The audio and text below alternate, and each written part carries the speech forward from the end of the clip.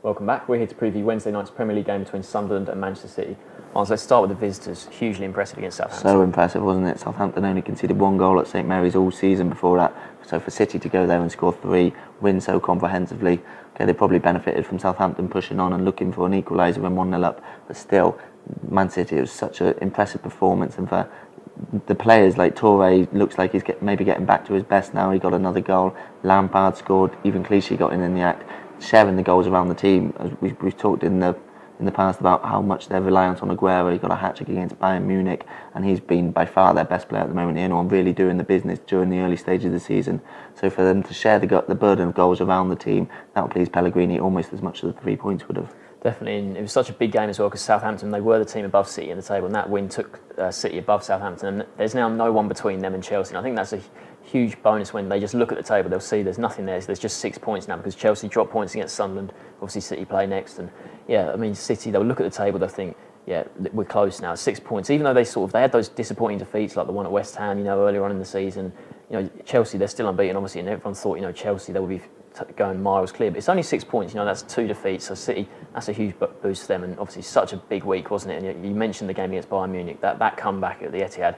They looked like they'd be on the brink of Champions League elimination there. They came back, won that, and then to go to St Mary's and win like that, it's such a big week for them. And something like I think that will be a real game changer for them going forward. I think they can even look back to last season, take some encouragement, because the second half of last season was when they really kicked on and went on and won the title, really. Because at the start of last season, as they have this season, they were dropping a few points, particularly away from home. They've been better away from home this season so far than they have last season. They've only lost once away from home in the league this season. So that Pellegrini will be confident that his side can overhaul that gap on Chelsea, as good as Chelsea have been. Yeah, but this is not going to be an easy game at all. Sunderland, they were fantastic against Chelsea on Saturday night. Probably their best display of the season. Chelsea went there, they failed to score. It's the first time that anyone stopped Chelsea scoring this season. Obviously, Chelsea went there after scoring 5 goals against Schalke in the Champions League. So to stop Chelsea scoring completely was just brilliant. Lee Cattermole was man of the match. He was just brilliant.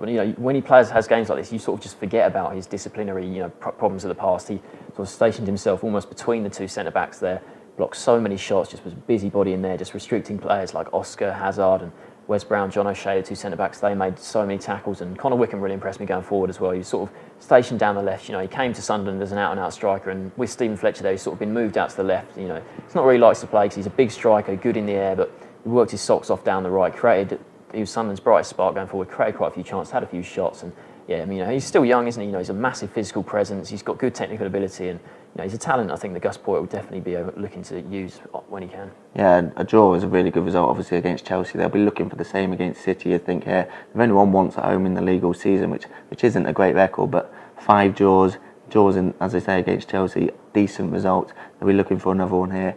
They're in the middle of a tough run of fixtures right now, and if they can get anything out of these games against the likes of Chelsea and City, it will be a plus. They're 3 points above the relegation zone now, and in this tough run of fixtures, if they don't pick up too many, with the teams below them starting to pick up points as well, then they could find themselves dragged back into the bottom 3. But right now, things are looking fairly decent for Sunderland. Yeah, I think it's quite a tough one to call, given how well Sunderland played against Chelsea. What's your score prediction? I'm still back in City. Sunderland, they did perform well. I expect them to play for a draw, but I think City they're starting to pick up a head of steam here. I think they're going to go for 2-1 to City. 2-1 City. Yeah, I think Sunderland, they put in so much effort against Chelsea. Obviously, they got really fired up for that one, and obviously this game only comes 4 days later. So I think City, like you say, they'll be so confident after the recent week they've had. So I'm going to go for 2-1 City as well. I think we both agree. So both back in City to win. Thanks for watching.